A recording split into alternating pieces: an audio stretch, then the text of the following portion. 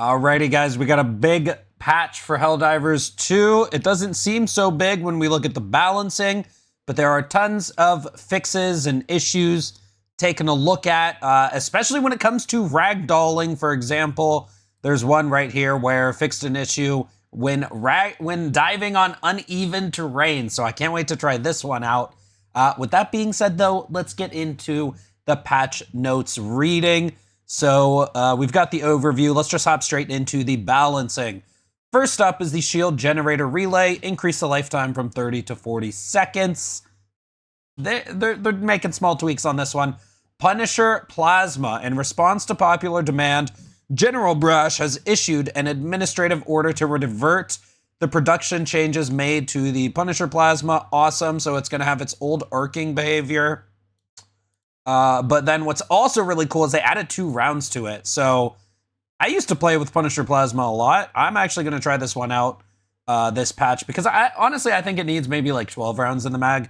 But hey, plus 2 rounds, 10 rounds, that's honestly not bad, to be honest with you guys. And it has its old arcing back, so I'll try that one out.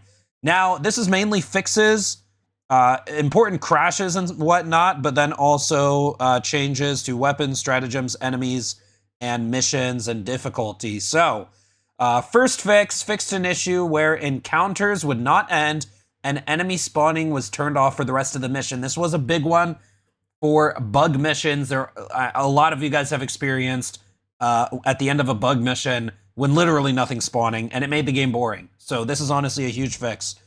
Fixed a bug where the Hivebreaker drill would be inaccessible. Fixed an issue where terminals would be inaccessible. Dead bodies of chargers no longer launching Helldivers.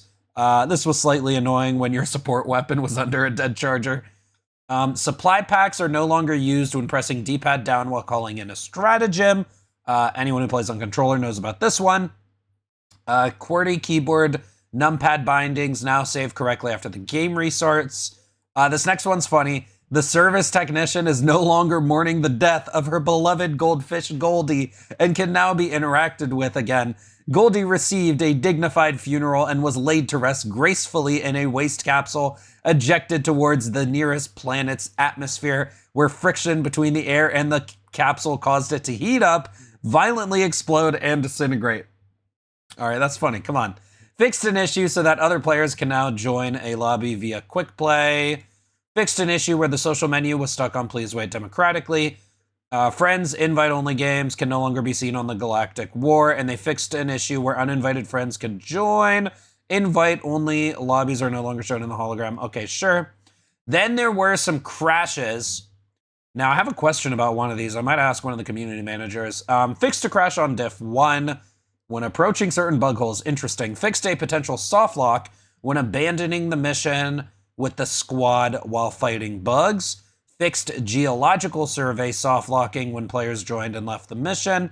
Fixed a soft lock that could occur if you hot joined a mission or hot joined a game in mission summary and all peers left. Fixed a rare crash while browsing the armory.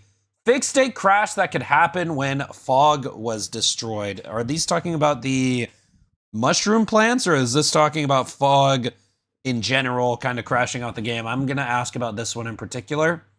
Because bot missions tend to crash a lot once you kill enough of them, and it's real smoky and foggy. Fixed a rare crash related to flamethrowers and gas. That's interesting. Fixed a crash when repeatedly entering and leaving the tutorial. Fixed an issue where Nuke Nursery cannot be progressed if 2 players call down the drill at the same time. Oh, is that what was causing that issue? That's actually kind of interesting. Resolved an issue where opening the menu while the emote wheel would prevent players from moving. And then also fix the Nuke Nursery, sometimes not being interactable. Okay, so next, so these are fixes with weapon stratagems, enemies, and difficulty. Helldivers fixes. Fixed an issue causing excessive ragdolling when diving or crawling on uneven terrain. We're currently working on further solutions to address more ragdolling issues. This is freaking amazing. This is freaking amazing. I can't wait to try this one out. Weapons and stratagems. Fixed stim pistol incorrectly affecting stim use statistic in the mission end screen. Okay, they should have left this one though, because this one was funny. Fixed dead corpses setting off the airburst launcher. And hopefully this applies to the autocannon flak as well. for those of you who just like the autocannon flak. So test out the autocannon flak as well. Let me know in the comments after you try it out. But dude, the airburst got that huge stealth buff. It is actually so amazing now. It's really fun to play with on bugs, but they broke the proximity. They fixed it. Fixed an issue where the stratagem cooldown that allowed players to call multiple resupplies or hellbombs. Guys, they finally fixed Operation Abundant Ordnance. If you know, you know. If you don't know, you don't know, but it's finally gone. It is what it is. I'm upset about this one, but you just gotta deal with it. Fixed an issue where switching to holding a grenade and picking up artillery would cause it to become stuck in the Helldivers' hands. That one was hilarious, but I could see how it needed to go. The Scythe Scope is now fully operational and can zoom in and out correctly. This is already one of my favorite weapons on bots, and now that it can zoom further, I'm gonna be trying this one. This is a straight up buff, in my opinion. Empty expendable weapons cannot be picked up or holstered anymore. That was an annoying one. The Liberator Carbine now gets its reload duration properly implemented down to 2.5 seconds. And the MG43 apparently didn't get its reload buff last patch. Or no, I'm sorry. They mistakenly... Okay, let me just read it. The MG43 now has the 0.5 second shorter reload duration properly implemented. They mistakenly wrote that it was lowered from 4 to 3.5, but in reality, they lowered it from 5 to 4.5. So is it 4.5 now? Apparently it was a misinput on last week's patch notes. And fixed a mishing mess for the stim pistol syringes, so no more question marks. All right, enemies. I'm pretty sure I saw rocket striders in the known issues, but they should be on this one. Disabled the gas confusion effect on the impaler due to odd behavior with its tentacles. Oh, you can't confuse impalers anymore. That actually kind of sucks. Fixed an issue where impaler tentacles would sometimes not impact its target. Okay, I will say I noticed getting hit by impaler tentacles sometimes, and they just wouldn't touch me. Impalers might be more dangerous this patch. Keep that in mind. You might have, and I don't mind that. It was just really annoying that they ragdolled you incessantly, right? But like, if they hit you now, it is like, I'm okay with that. Adjusted Shrieker's pathing in tight spaces. They should now prefer to move around tall obstacles instead of trying to fly over them. Okay, interesting. Missions and difficulty. Fixed nuke nursery drills getting dropped on top of bug corpses. Lowered the amount of retrieve data objectives spawning for automatons to match the amount that spawns for terminids. Retrieve data. Is this the SSSD? And I believe there's only one on terminids, so is there only going to be one on automatons now? The escape pod objective will now appear on diff 1 to 2 instead of 2 to 3. Okay, whatever. The terminid eggs on purge hatcheries objectives are now tagged with correct voiceover and icons. Okay. Fixed an issue with hellpods landing deep underground on the edges of the nurseries. Okay, that's cool. That's a good fix. On the nuke nursery mission. Social and galactic war map. I'm not going to read all of these. They've been updating the friend system. Maybe I can quickly skim these. Resolved an issue in the block players tab where attempting to add a player via search functionality would incorrectly indicate they were blocked. Can no longer join blocked players via the Galactic War. Resolved an issue that allowed blocked players to continue speaking in voice chat. Fixed emote drop and comm wheel mouse sensitivity not being applied. PC players can now use left-clicked to select radial menu options in the emote wheel. Resolved an issue where the maximum number of friends displayed was limited to 100. Fixed an issue that was presenting friend request from the widget popping up. Fixed the display of sender names for sessions that were not showing properly when multiple invites were received. Emotes can no longer be triggered airborne, ragdolling, or sliding. We are monitoring. Oh, come on. Come on. At least nerf the freaking impact damage then, dude. Impact damage is so annoying. It's one of the most annoying things in the game. Fixed multiple issues in the social system and improved its reliability. Dang, I didn't see this one the first time I read through it. That sucks. You can't emote to reduce fall damage anymore, it looks like. All right, Miscellaneous fixes added info in the loadout booster menu, showing which players has equipped what specific booster. Fixed an issue where unbound key buttons would stay unbound and not revert back to what they were before. Fixed an issue that caused players to sometimes join the wrong friend. Disabled the third-person player camera while navigating the map. Decreased the chance of player clients from attempting to join lobbies that are already full when using Quick Play. I actually noticed this. I play Quick Play a little bit. Fixed an issue where the host player title was incorrectly assigned to Helldiver who joined their session. Fixed an issue where changing the stamina width in the settings. Okay, whatever. Fixed a case where carryables could no longer be picked up if they were picked up and dropped on the same frame. I notice that sometimes too. Fixed an issue of not being able to pick a new first stratagem if it had already been selected. Not being able to pick a new first stratagem. I haven't experienced that one. Fixed Helldiver character customization resetting after closing the game. Fixed an issue where certain Asian language characters were displayed as question marks. Okay. Fixed an issue where an incorrect platform icon was shown. Fixed missing character and multi-line text. Fixed a bug with the camera getting... Oh! Fixed a bug with the camera getting disjointed if entering ADS as you ragdoll. Okay, that's nice. Lowered the res of planets when space quality is set to low and introduced medium space quality setting that matches the previous low setting. This is actually a decent thing because, if you play on lower settings, you maybe get better FPS. I'm going to try this one out. Light intensity slightly reduced during fire tornadoes. Fixed an issue where the visual appearance of stratagem heroes minigame terminal arrows lost their colors if a player moved too far away. Listen, I have a million high score in stratagem hero, and I never even noticed this.